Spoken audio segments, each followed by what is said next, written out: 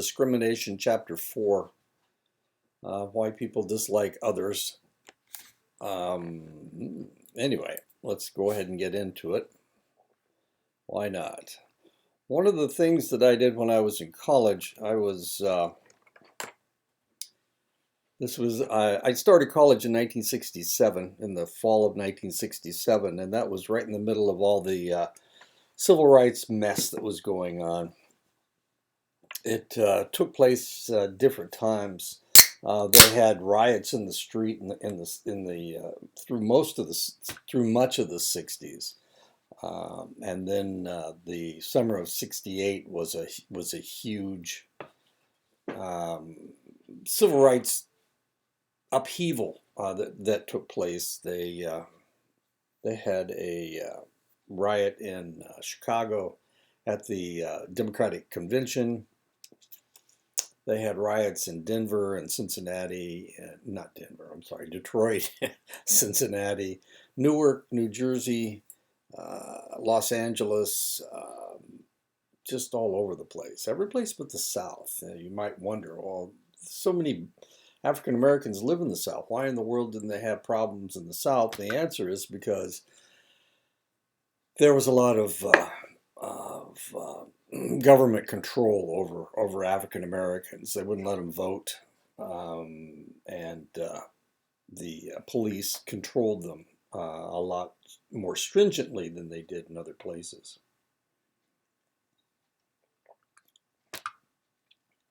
So let's go ahead and, of course, we had the problem with the Black Lives Matter movement a couple of summers ago.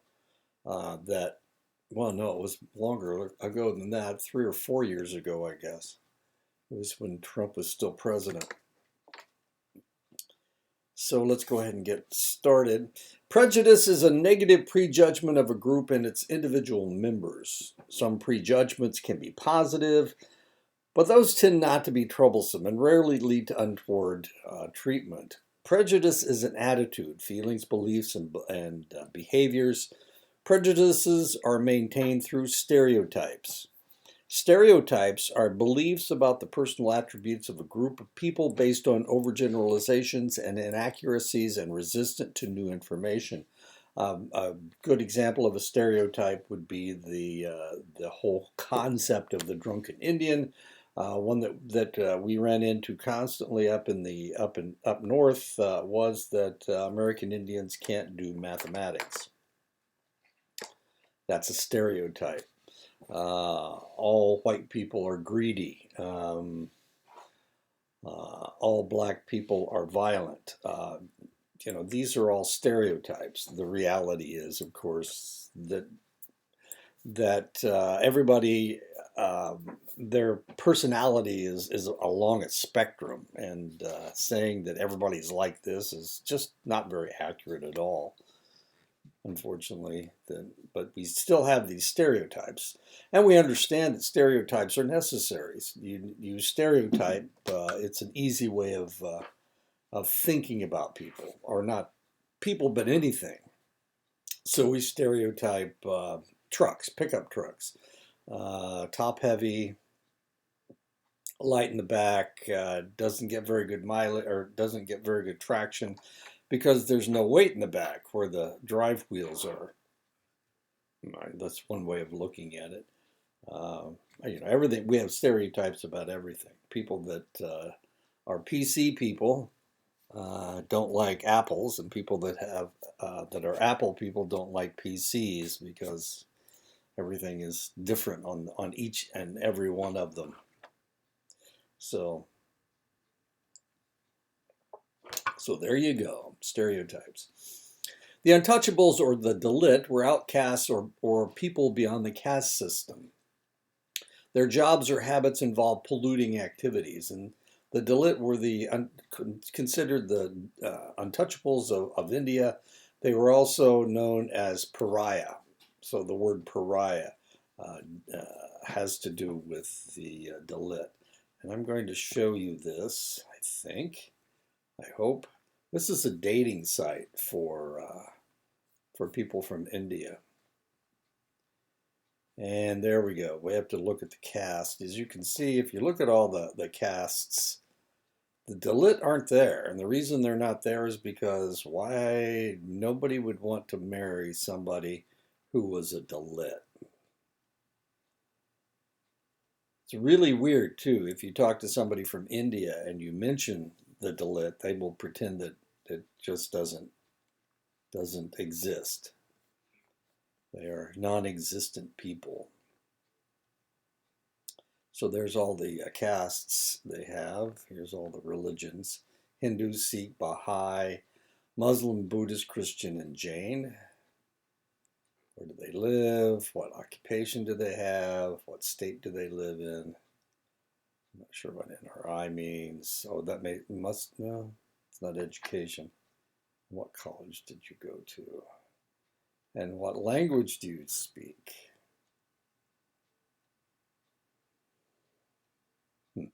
Anyway, okay. Well, anyway, I just thought you might be interested to see that as far as the caste system is concerned, they don't really exist. But they are a group, and as you can plainly see, and we're going to find out about why in just a second. Prejudice is a negative attitude toward a group or its members. Discrimination is a negative behavior toward a group or its members. While discrimination often has its source in prejudicial attitudes, this does not have to be the case. Institutional discrimination may exist where prejudices have dictated treatment, but present attitudes do not support the treatment. And so discrimination is the treatment and prejudice is the idea. Any job that involved ending a life, such as fishing, killing or disposing of dead cattle, or working with their hides, handling corpses, and cremation, this is something that the Dalit were the ones that did it.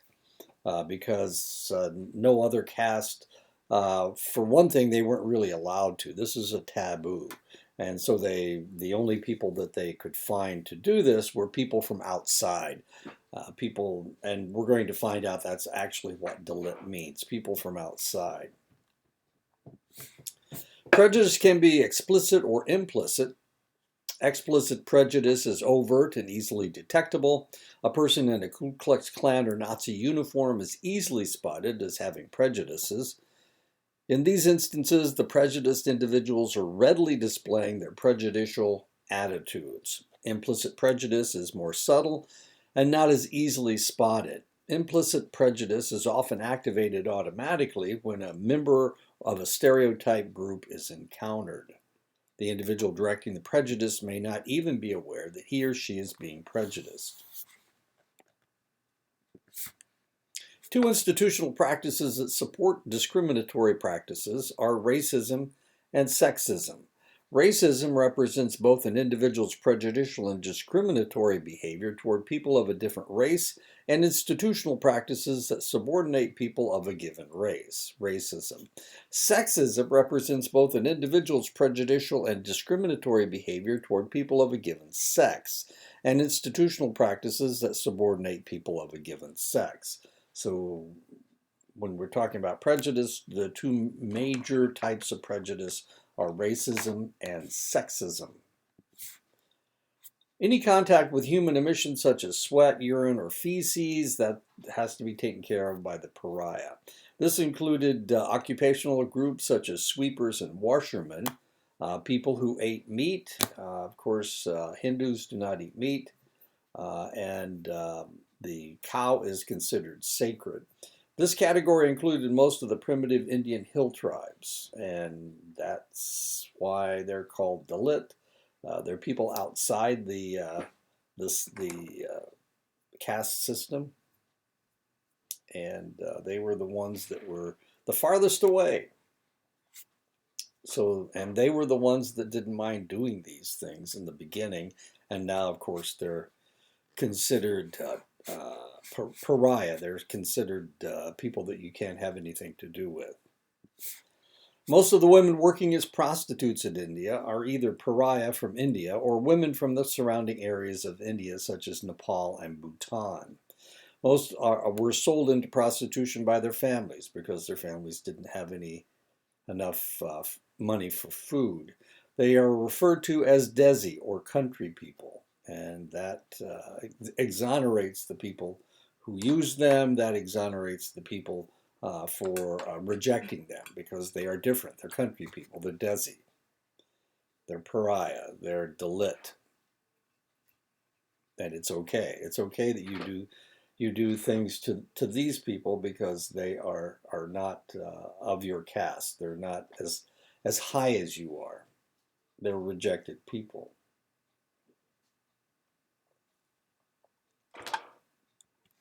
Racial prejudice is prejudice against people of a specific race or ethnicity. Racial prejudice has led to some fairly horrendous genocides throughout the world.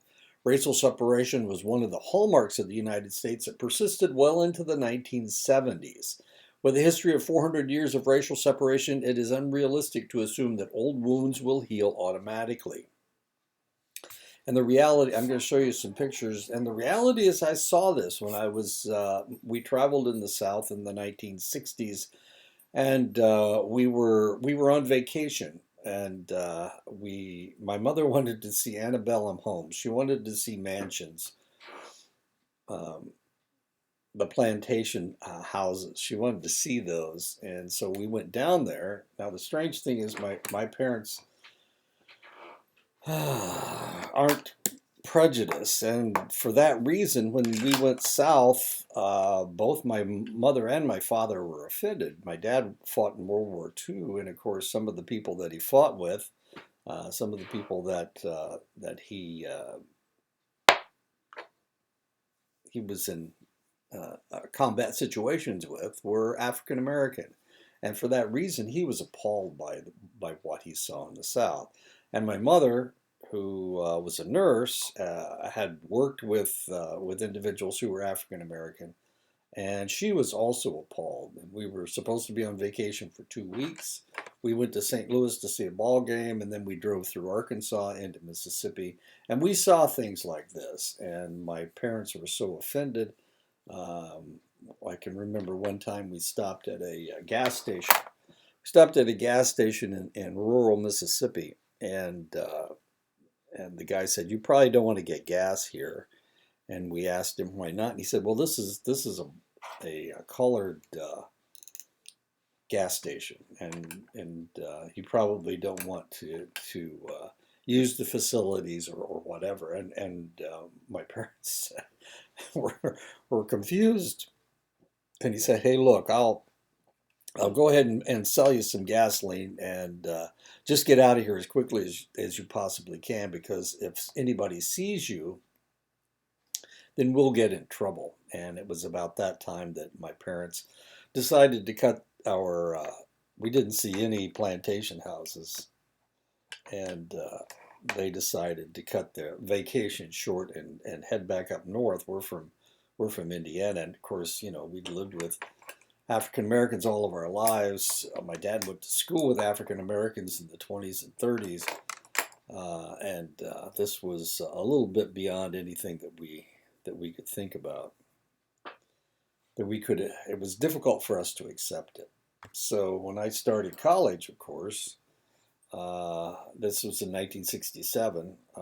This was kind of central on my mind that I wouldn't tolerate any of this stuff, and so I went to a college that there were a number of fraternities, and the fraternities were all segregated. In other words, they wouldn't allow African Americans to join their fraternities, and so I joined so all of the African Americans were living in the dormitory, and we kind of, the ones that wanted to kind of formed a group with the African Americans, and we dealt with segregation, with civil rights.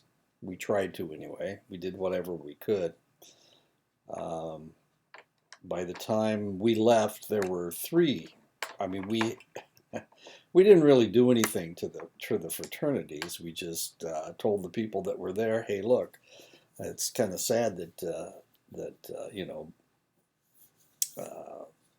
Preston can't be, in your group because he can't be in your fraternity because he's black. That just doesn't make any sense. Anyway, so we dealt with this, and then as soon as I graduated from college, I joined the military, and that's different too. I don't remember seeing any theaters that. Excuse me here. Let me do this again so I get my arrow back. There we go. I don't really remember seeing any theaters where the colored had to sit in the balcony, but this kind of stuff you saw. Waiting rooms that had a black waiting room and a white waiting room. I mean, just silly stuff. Silly stuff, but this is institutional discrimination.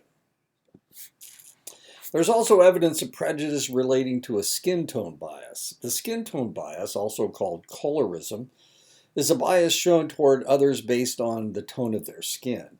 Generally, the bias is that darker skinned individuals are perceived more negatively than lighter skinned individuals.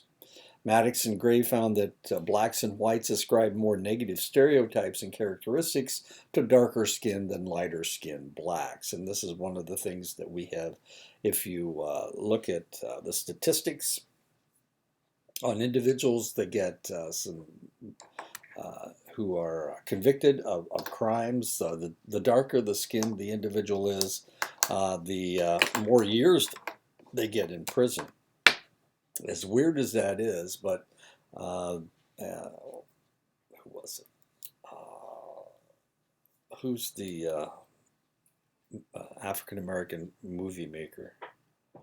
I can't think of his name. He did a movie about how this is true in the black community as well. The darker skinned you are, the lighter skinned you are, the more acceptable you are. Brown in 1998 found that compared to darker skinned blacks, lighter skinned blacks were more likely to have higher incomes, on an average 65% higher, more likely to be employed, especially in a profession, and that lighter skinned black women are seen as more attractive than darker complexioned individuals. Also, research has shown that the skin tone bias operates on an implicit level as well as an explicit level. And this is not only with prejudiced whites, but this is also something that we see in the black community as well. The lighter skin tone an individual is, the more acceptable they are, even to the African American community. Now, the odd thing was that Asians also try to keep from allowing their skin to darken in the sun. So it's not just people in the United States. We're not the only ones with these ideas that that being lighter complexioned is good. It's also in Asia, in China, in India, and Japan. When I was stationed in Japan, I can remember seeing the women collecting the garbage collectors were female, and they'd be wearing gloves and hats that were so big that stuck out so far in front that the sun couldn't possibly get to them, and they always wore long sleeves. And I remember this was in August in Japan, and it was hot. It was so hot, but it was so hot that when my wife and I went for a walk, I walked without a shirt on because it was so hot. But these women were just all had long sleeves on, and the gloves came up to the top of the sleeve so that they wouldn't get exposed to any sunlight. And when you went out in the to the rice paddies and looked, and they were harvesting rice in August, and you would see the women out there, and they were dressed exactly the same. Nobody wanted to look darker than they had to. So suntan was not something that's acceptable. So and if you look at the idea of beauty in Japan, the Japanese geisha, they paint their faces white.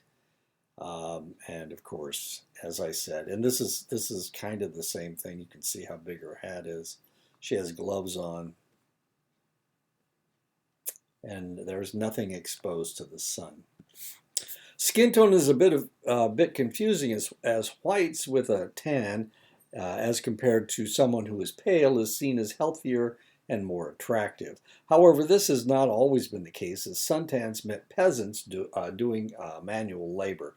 Back in if you go back 150 years, then women wanted to have alabaster skin. The men with suntans were the individuals that actually went outside.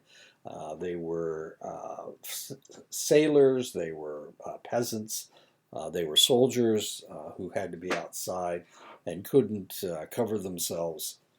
But now, of course, in the 20th century, and especially since World War II, a tan is considered far more attractive.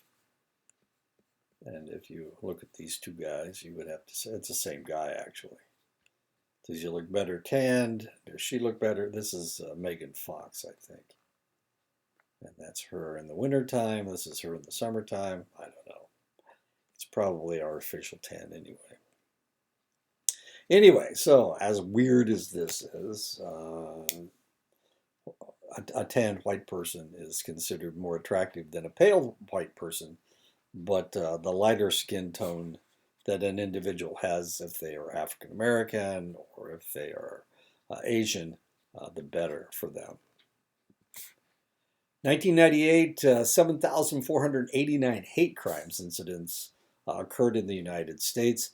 A 1997 Gallup poll showed that half of the African Americans had experienced some form of prejudice within the previous 30 days, and this was in 1997. In the same time frame, 100% of whites showed outward disdain for blacks. Of the three most numerous minorities in the United States, blacks tend to suffer the most severe racial discrimination.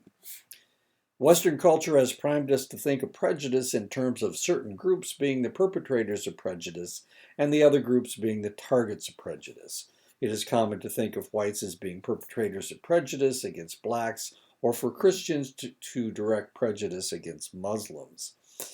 Even though we all can fall prey to prejudicial attitudes, the psychological literature has focused on white prejudice toward blacks. This has occurred primarily because the prejudice of whites against blacks has historically been a larger societal problem than the reverse. White prejudice was institutionalized into laws that systematically oppressed blacks for generations, and those laws were included slavery and Jim Crow. This is not to denigrate the prejudice that has been perpetrated against indigenous peoples. That is fairly severe as well. It just isn't written about in books very often. Oh, wait a minute. Oh, here's the statistics. These are hate crimes in 2012. This is 2012. 48.3% were racially motivated.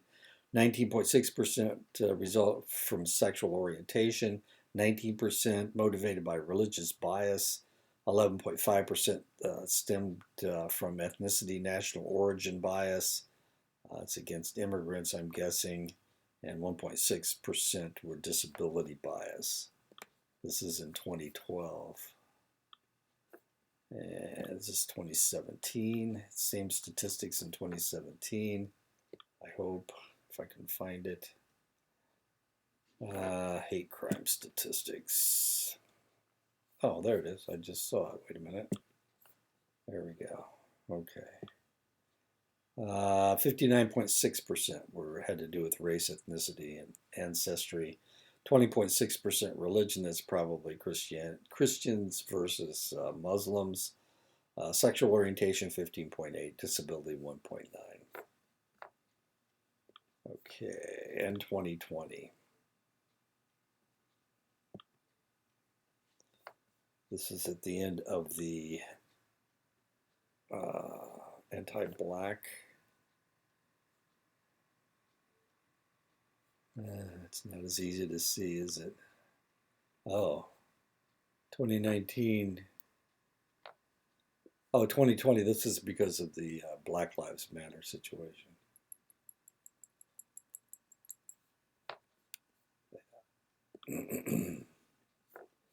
Anti-Jewish incidents had increased at 28%, anti-Muslim 38%. During the Trump administration, hate crimes just skyrocketed.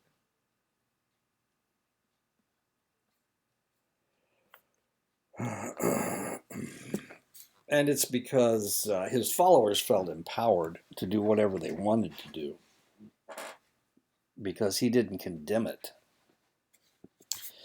While blatant racial prejudice seems to be declining, it seems that it is being replaced by automatic emotional reaction. Individuals low in prejudice can consciously try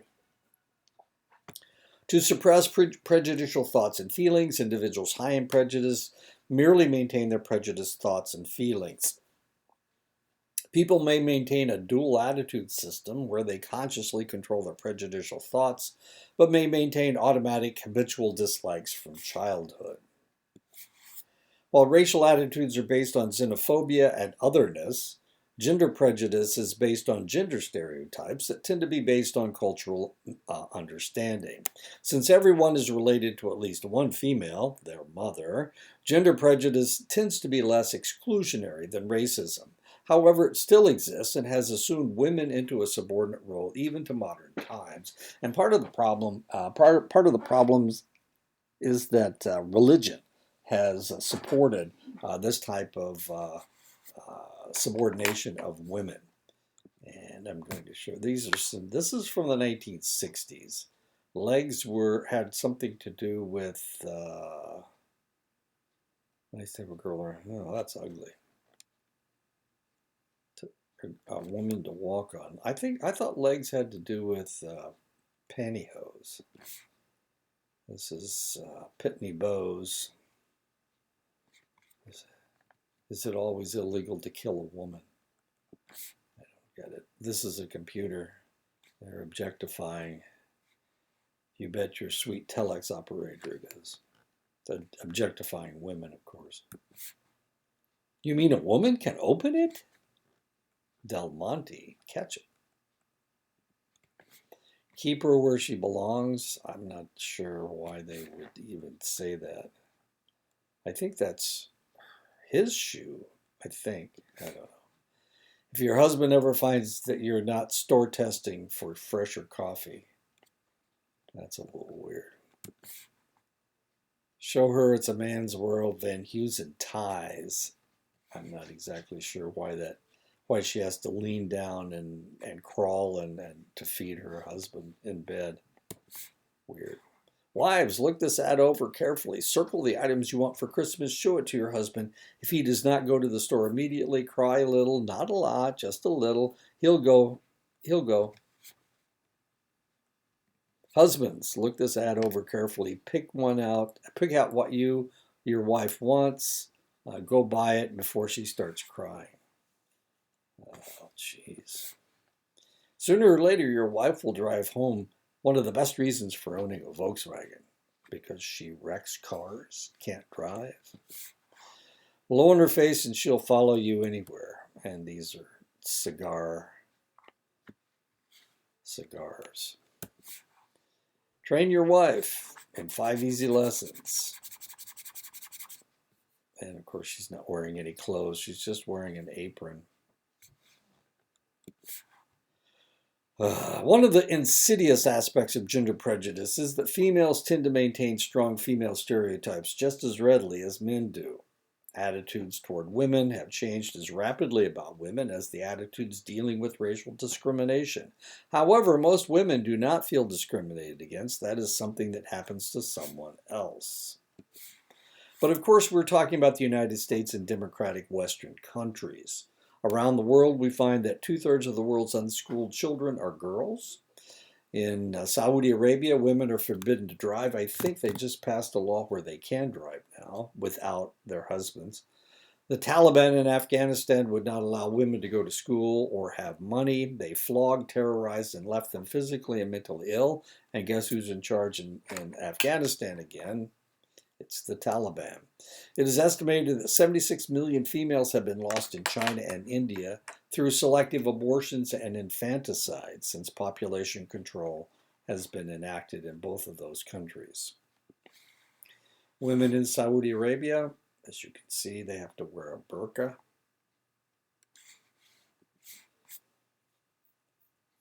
They have to wear scarves over their heads.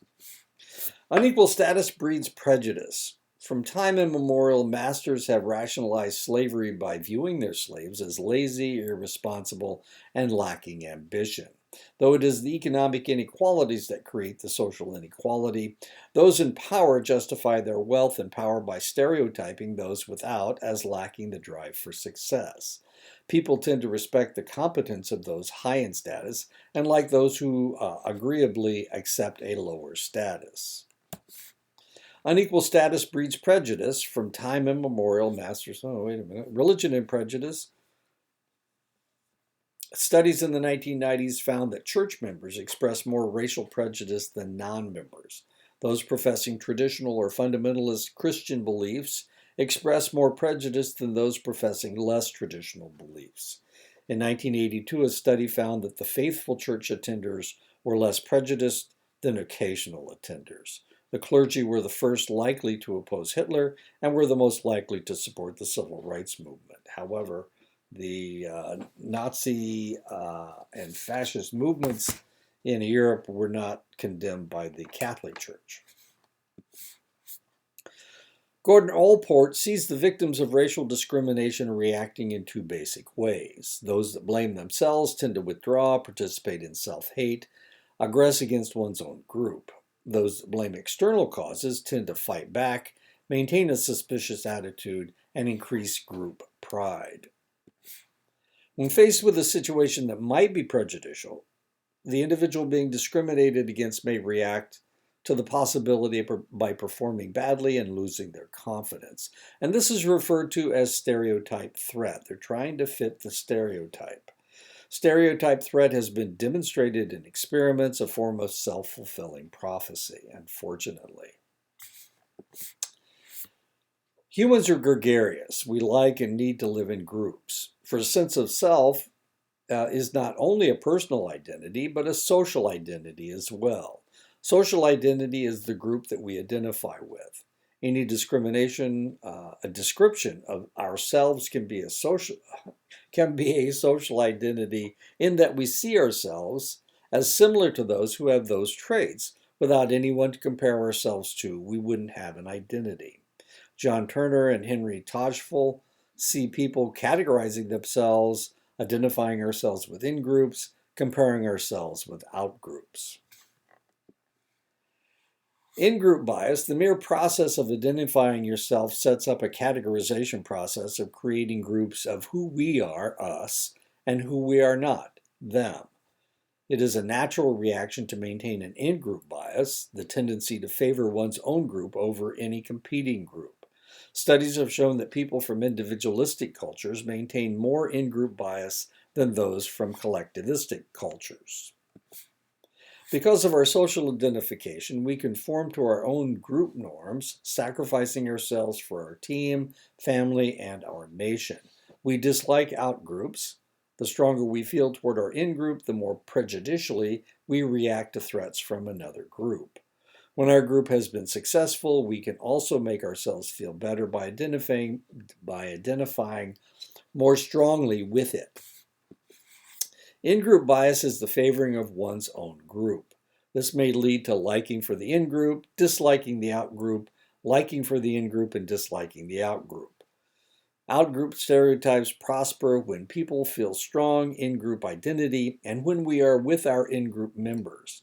The bias created is as from social comparison. The better your group is, the worse an out-group seems. Once established, prejudice is maintained largely by inertia. When the society accepts a prejudice, most people will follow the path of least resistance and conform to the idea. They will act not so much out of a need to hate as out of a need to be liked and accepted. Studies in the American and African South from the 1950s demonstrated that the more socially conforming an individual was, the more prejudiced they were. Social institutions, schools, government, the media will bolster prejudice through segregation, a social norm of separating racial or ethnic groups. Schools will reinforce dominant culture attitudes through the images in their school text to and attitudes reflected in their primary readers. And this is a picture of a classroom in the 1940s. And as you can see, everybody's white. This is the primer that I read from, Fun with Dick and Jane. That's what it was called. Dick, of course, was the older male in the group. Then Jane was his sister, his younger sister, and Sally was the baby in the family. And of course, they had a dog and a cat. The dog was named Spot. The cat was named Puff. And the teddy bear was named Tim. And I don't remember Tim, but I do remember Sally, Jane, and Dick. Fun with Dick and Jane. They were always doing stuff. There's Mom and Dad. Mom has blonde hair. All the girls have blonde hair. And the boys have dark hair. There's Puff and Spot and Tim. All right. And Dick always has a good time. One time he got an apple stuck in his pocket. Couldn't figure out how to get it out. And of course, policeman. A policeman is good. This is the 1950s. Sally didn't really run away. She just got lost. She wandered outside the gate, got lost. And the policeman, I don't remember what his name was, brought her back home, of course. Frustration and aggression, the scapegoat theory. Researchers looking at the economic situations in the South between the Civil War and the Great Depression discovered that lynchings were more likely to take place when cotton prices were low and frustrations were high. When unemployment is low, so societies accept more diversity and pass more anti-discrimination laws. During times of social upheaval, minority populations become readily available scapegoats to blame for a population's frustration. The defeated South targeted their former slaves. After Germany's defeat in World War I, the minority they chose to target were Jewish people. This may occur because when one group is frustrated, any success of the minority group is seen as adding to the frustration. And this is some of the propaganda from the Nazis, the fascists before World War II.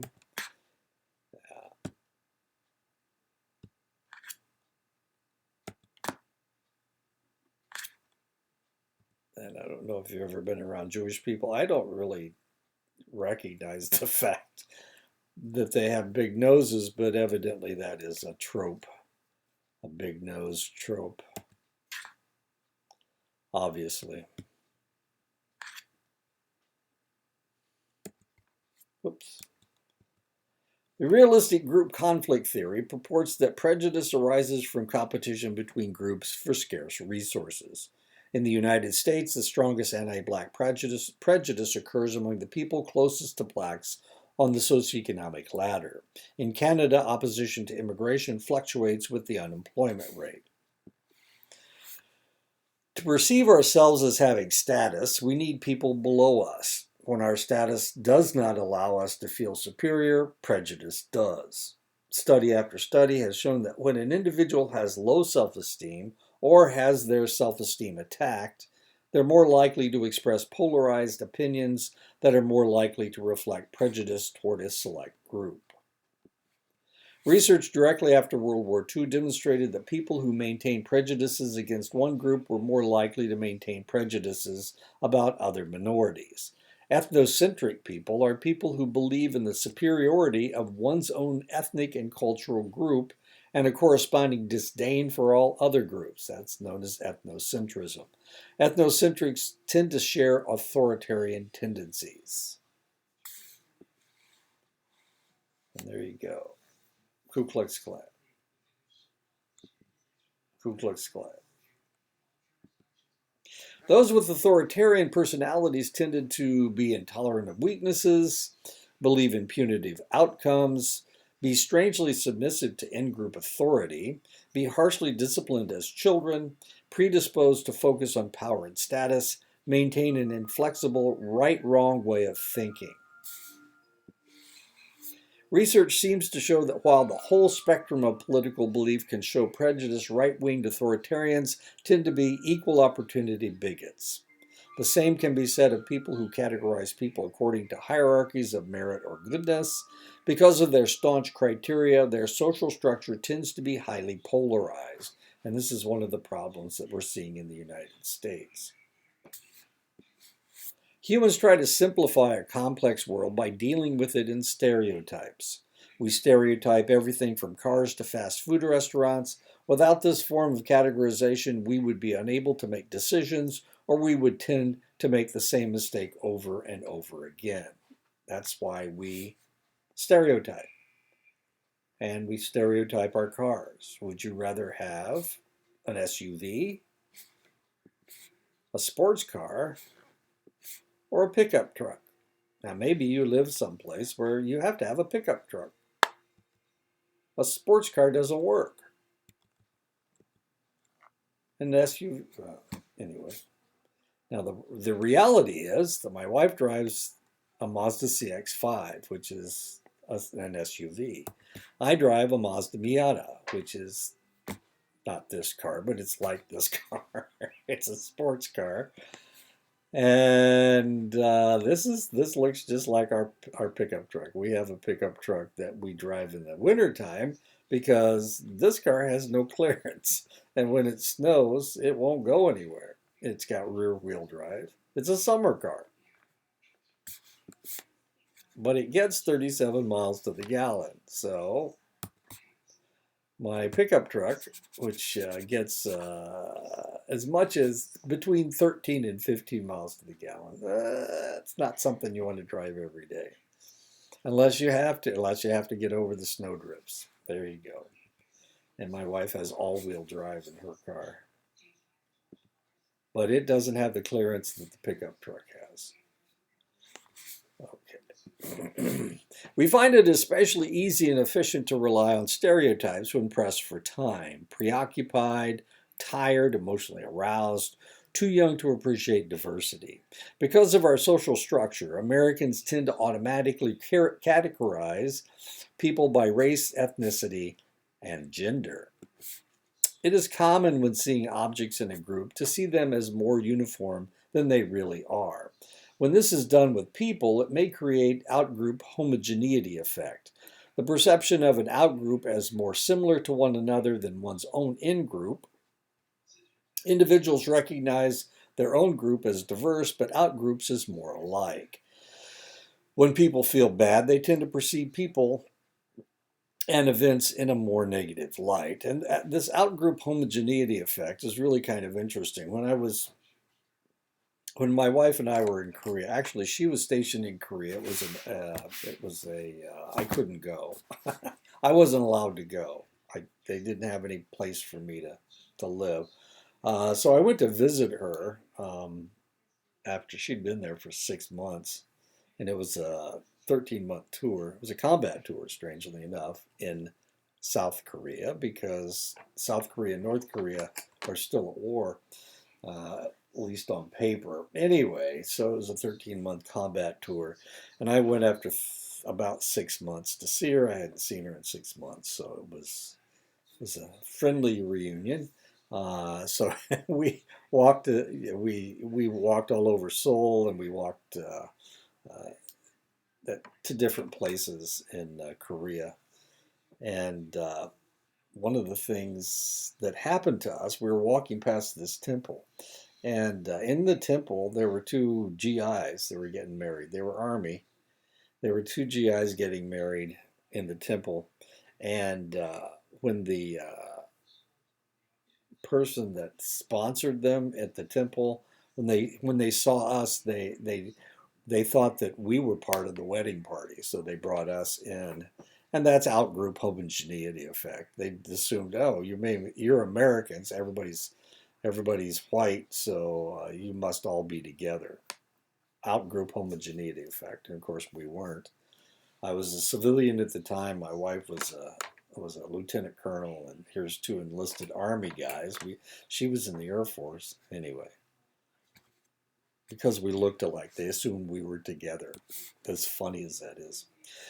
People tend to see differences in the faces of their own racial group, but tend to lump people from other groups together as looking alike. This is known as own race bias. This may be because the categorization process is delayed when looking at the face of someone from another race. The individual tends to focus on the racial differences. One of the reasons that white people have such a difficult time identifying African Americans is because white people tend to look at the hair. Um, you know, white people have different colored hair, and so that's one of the things that they focus on is hair color. African Americans, a lot of African Americans have very similar hair. It's the same way with indigenous people. Everybody's got black hair, so why in the world, what are you looking at first? Well, the first thing, if you're white, you're looking at their hair because that's a very obvious difference, as weird as that seems. And that's why white people have a difficult time recognizing the differences between individuals of other races, their faces, because they don't really focus on the face. That's not the first thing they focus on. First thing they focus on is their hair. And here we go. These are Koreans, and if you think they all look alike, you're right, they are, because it's all the same face. It's just different. He was an artist, so he took his own face and he put it on everybody's body, and he did this.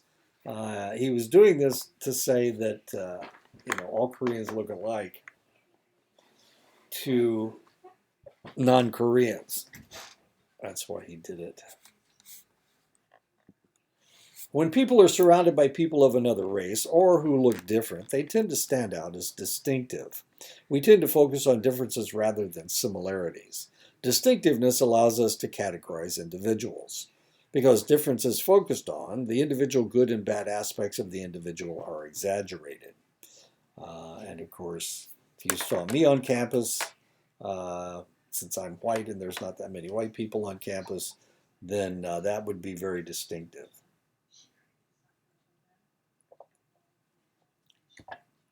But this isn't my first reservation. I was also teaching on Fort Belknap up in Montana, on the Fort Belknap Reservation. And I've lived in black neighborhoods, and I've lived in Hispanic neighborhoods, and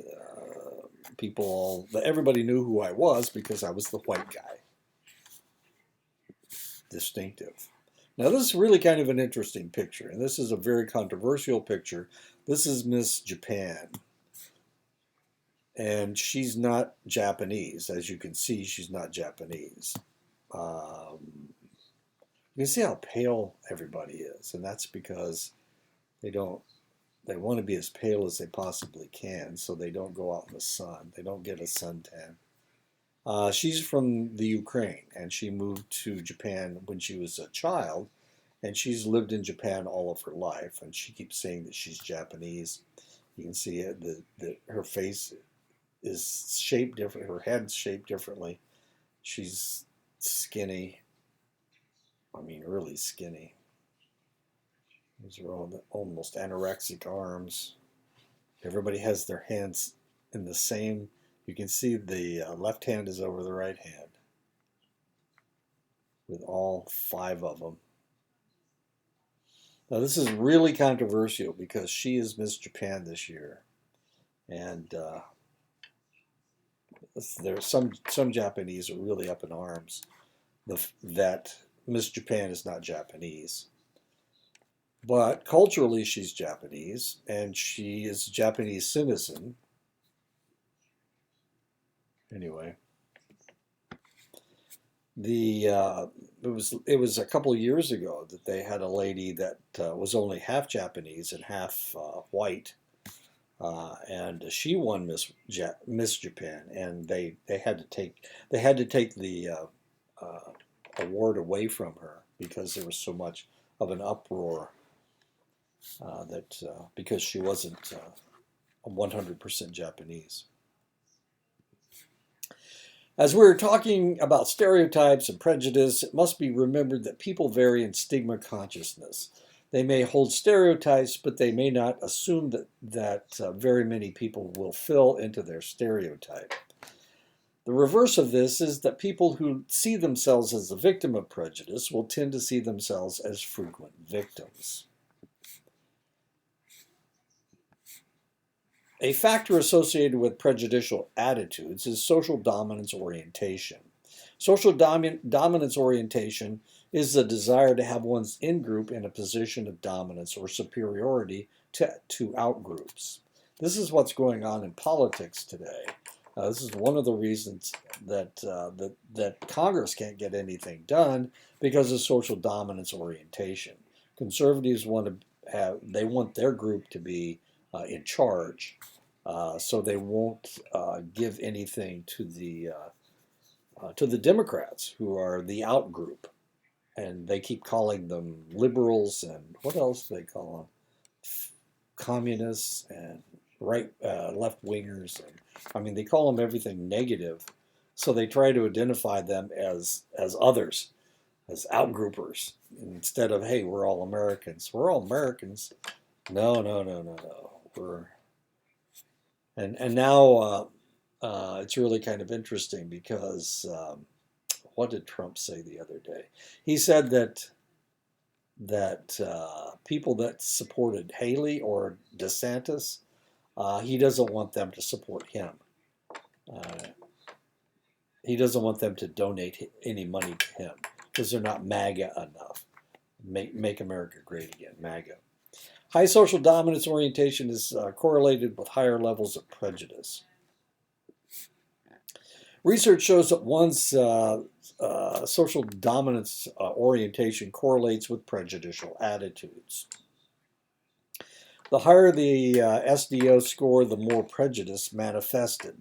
SDO has been found to correlate with a high range of prejudices, including a generalized prejudice and specific prejudices against individuals with the same sex orientation and the mentally disabled. SDO was also found to correlate with racism and sexism, and of course, this was a study done in 2004. It is normal for people to assume that when they do something that is negative, it is externally situationally induced. However, when they see someone else doing something negative, they very frequently will assume that the act is caused by an inner disposition. And this, of course, is a fundamental attribution error. I do things because it's a situation. I'm late for this or I'm late for that, so I'm driving too fast. Um, but the fundamental attribution error is that you assume that they're evil people. That's why they do things. Uh, and the reason you do things is situational, of course. Sometimes people from an out group will do something that is as ethical or more ethical than one's own in group. Frequently, people will overlook this behavior as aberrant behavior for that group. This is known as a group serving bias. At the same time, an individual might excuse the same behavior in their own group. So when my group does something bad, that's okay. I'm going to excuse that. But if you do something really good, I'm going to assume that it's an anomaly. It's not. The way that most people that look like you and act like you are going to do things. Okay, this is the Good Samaritan. This is the parable of the Good Samaritan. The Samaritans were people that were almost Jewish, but not quite. And since they were not quite Jewish, they were rejected by Jewish people. And since they were so close to being Jewish, they were more hated than just about anybody else, than any other group. Because the Samaritans, you couldn't tell if they were good people or bad people.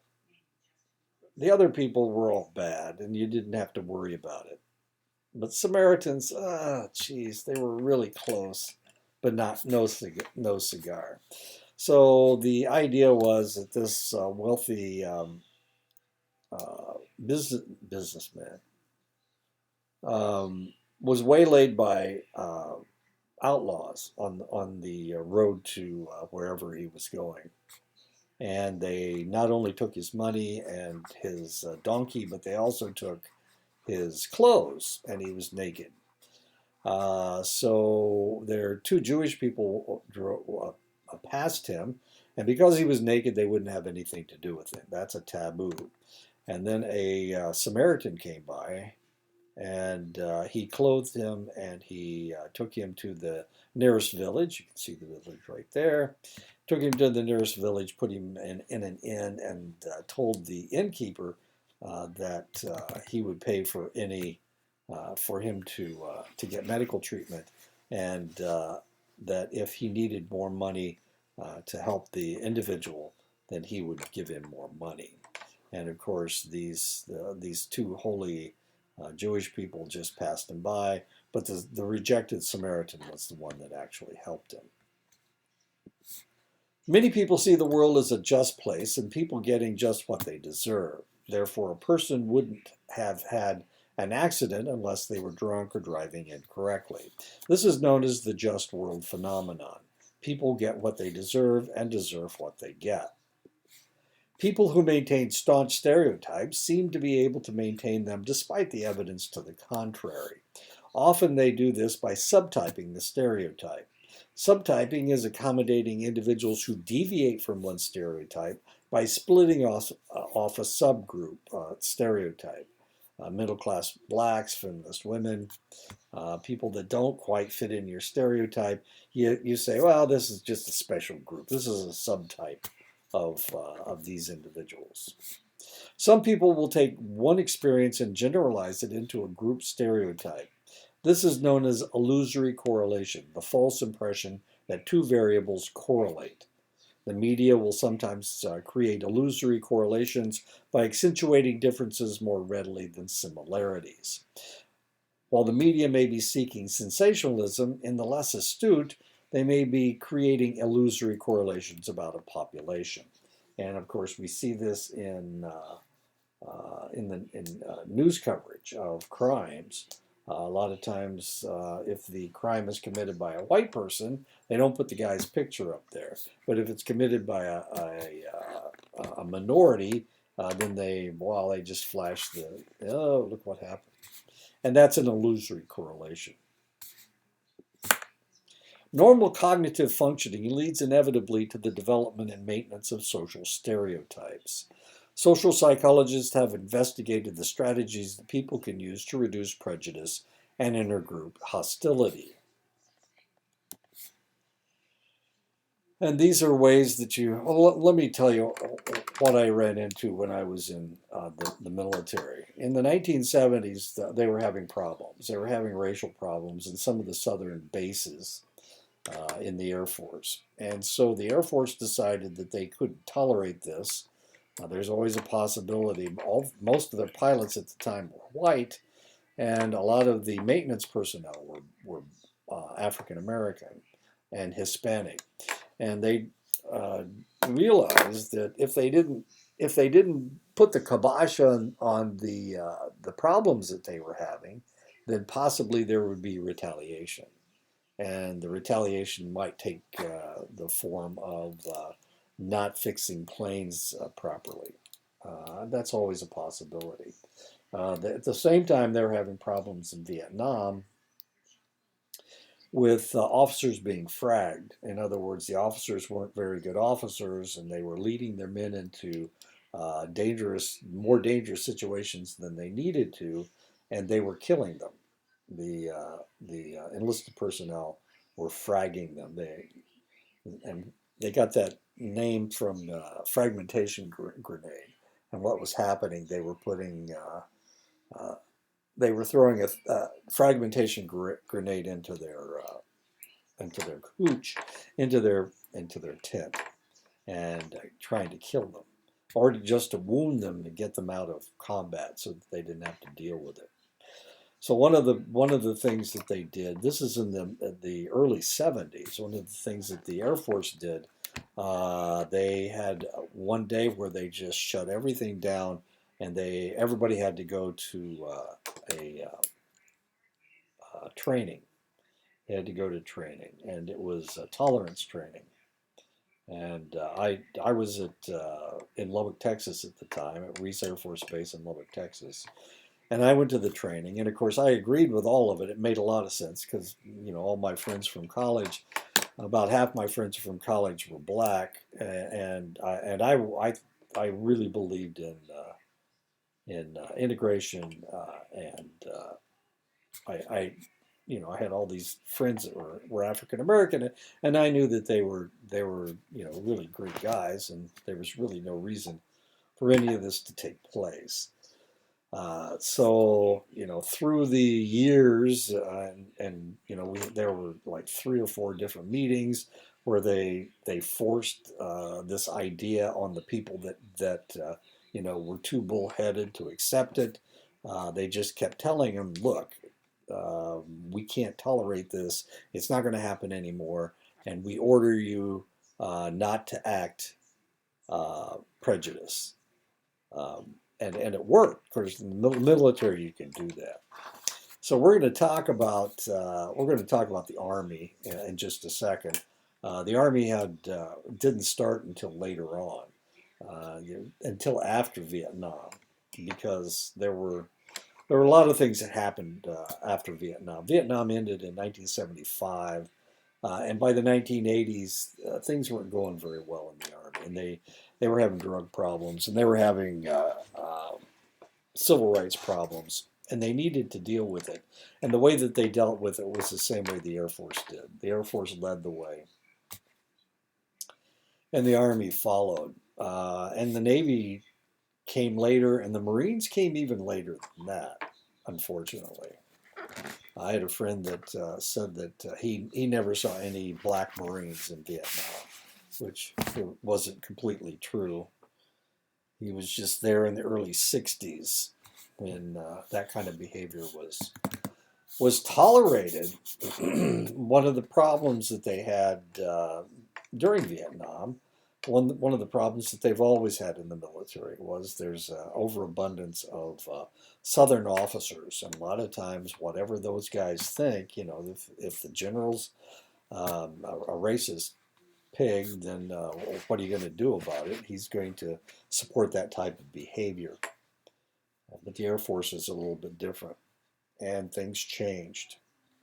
So let's go ahead and talk about reducing prejudice. How do you do it?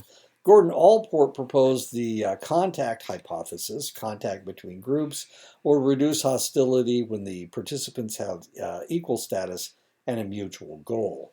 Van Laar et al. In 2005 looked at the effects of living with a roommate from a different racial or ethnic group. They found that students who were randomly assigned to live with an outgroup roommate showed increasingly positive feelings as the academic year progressed. The most positive effect of contact was found when outgroup roommate was African American. Even better, the increasing positive attitudes toward African Americans was found to generalize to Latinos. And of course, I've already told you what happened to me in college. At college, I wouldn't join a fraternity because they were all segregated, and so right, it wasn't my roommate was white, but across the hall there were African Americans, and we all kind of palled around together, went to dinner together, and it really helped the people that had never come in contact with African Americans before. I really felt sorry for the people that were in the fraternities because they didn't have an opportunity to be around individuals, and they didn't understand how African Americans thought, and how they felt about. I mean, this is in 1967. How they felt about white people and felt about society.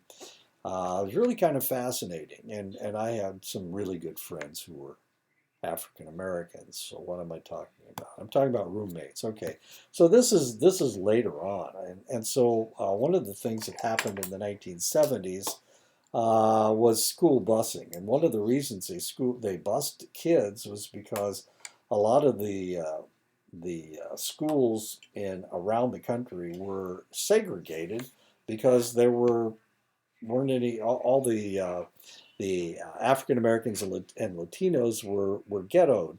They were isolated in select areas, and so what they did, they bust white kids into the black neighborhoods, the black schools, and they bust black kids into the white schools, and it really changed the way people see things, and it probably accelerated the integration, and it reduced prejudice because of the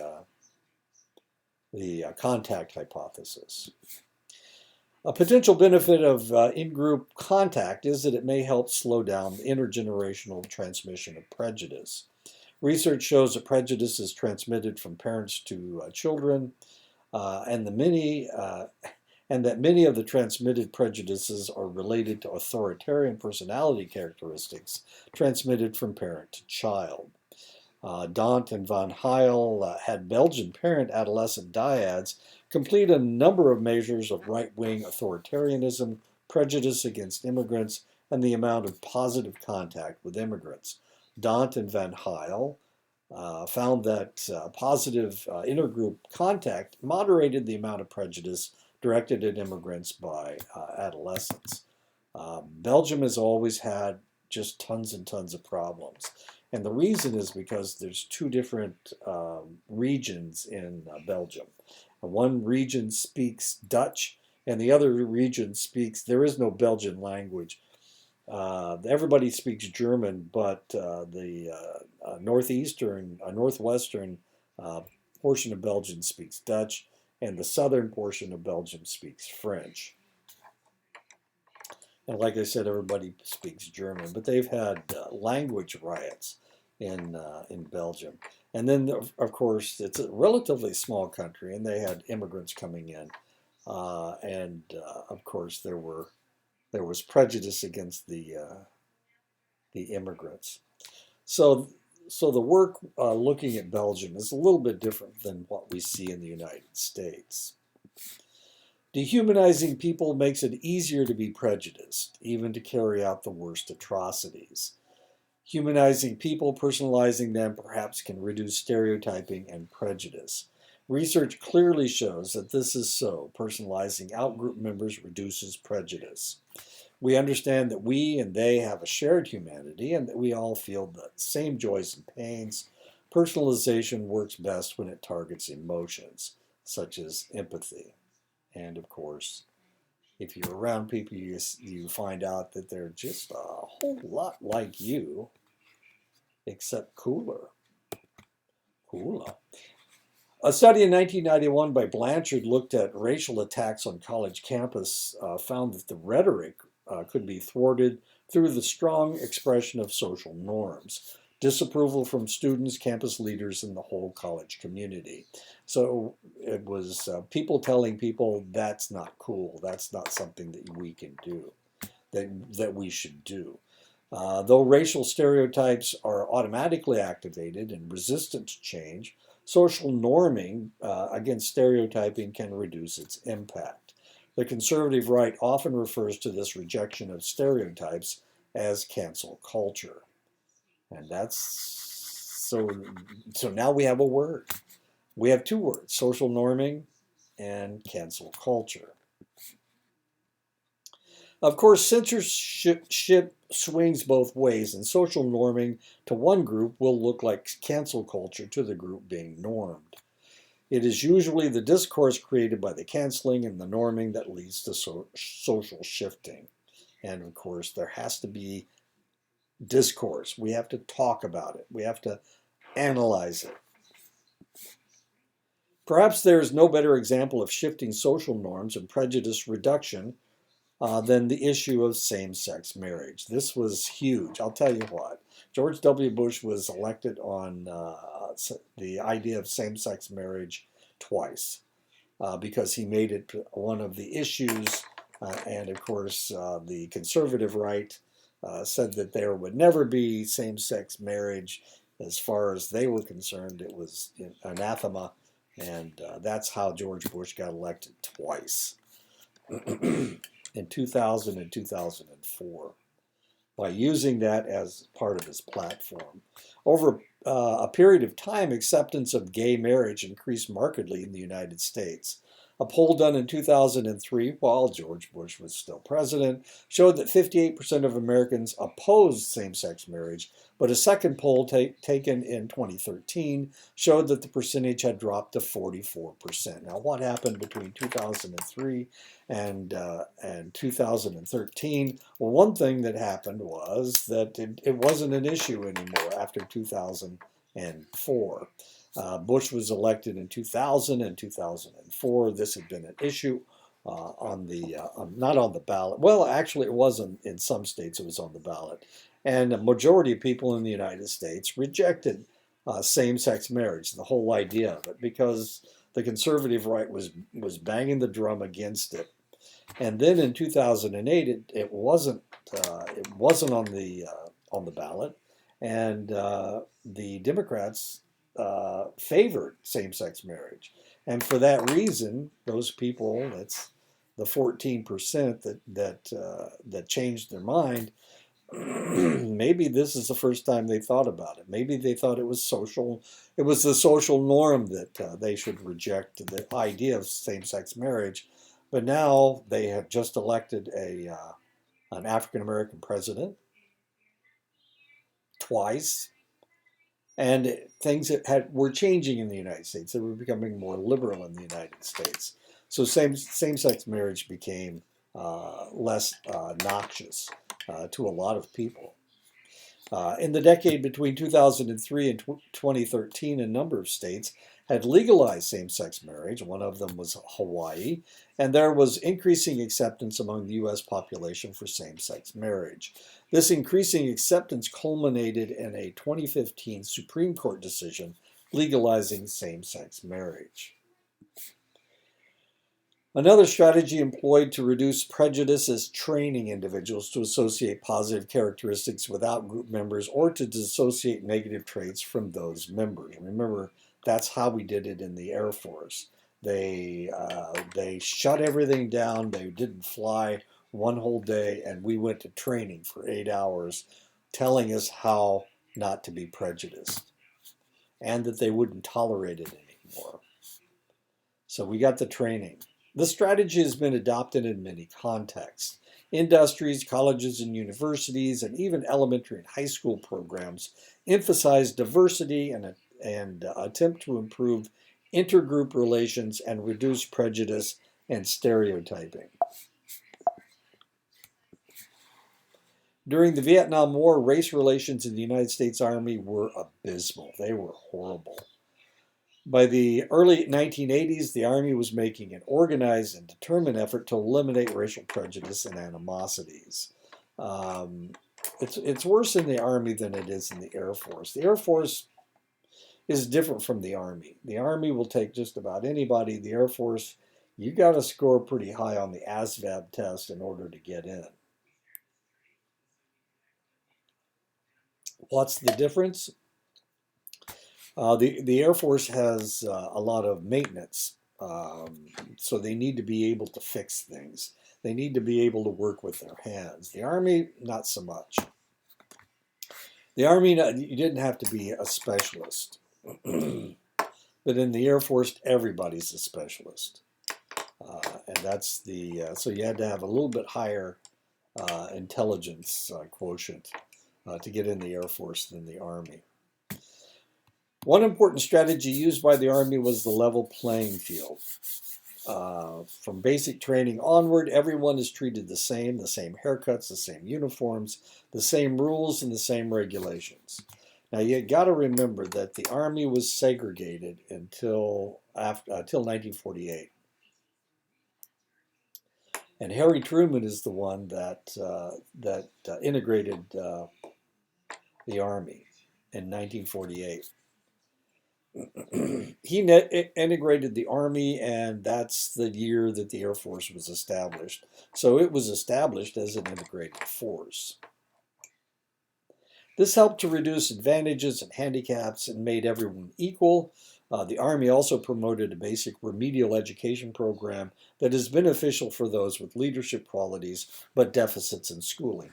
Now, you may ask yourself, what in the world are we talking about here? Doesn't everybody get the same education in the United States? And the answer is no. Remember that they didn't integrate schools in the United States until the 1970s.